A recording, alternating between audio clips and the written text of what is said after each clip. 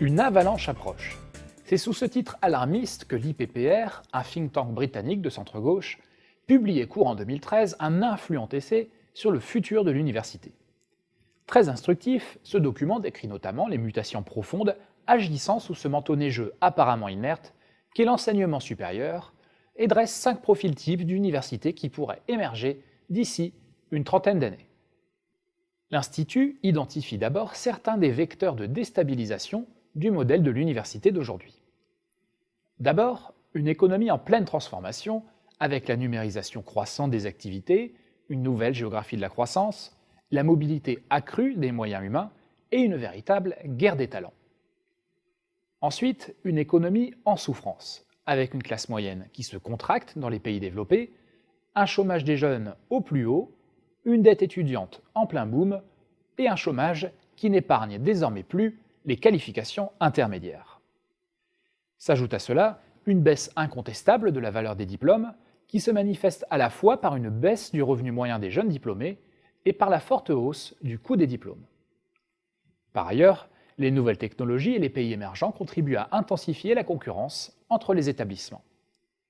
Enfin, le savoir et l'information sont eux-mêmes bouleversés avec un savoir devenu omniprésent et gratuit, en décalage avec des universités organisées en silos et des activités de recherche loin des réalités du mode de production et de distribution de l'information d'aujourd'hui. Une fois passée l'avalanche, pourraient ainsi émerger 5 modèles d'université. Tout d'abord, l'université de masse. Elle serait accessible au plus grand nombre, couvrirait l'essentiel des disciplines et serait largement basée sur des contenus pédagogiques de haute qualité, distribués à l'échelle mondiale, produits par une poignée d'universités et naturellement hébergés en ligne. On trouverait face à cette université de masse une université d'élite. Cette dernière se distinguerait notamment par son histoire, sa marque, ses moyens, ses réseaux, ses activités de recherche et son corps d'enseignants et de chercheurs. L'Institut évoque également la possibilité de 2 modèles d'université à plus petite échelle. D'abord, des universités dites locales qui justifieraient leur existence sur des considérations géographiques, car trop éloignées des universités de masse, ainsi que sur la proximité avec l'écosystème économique local.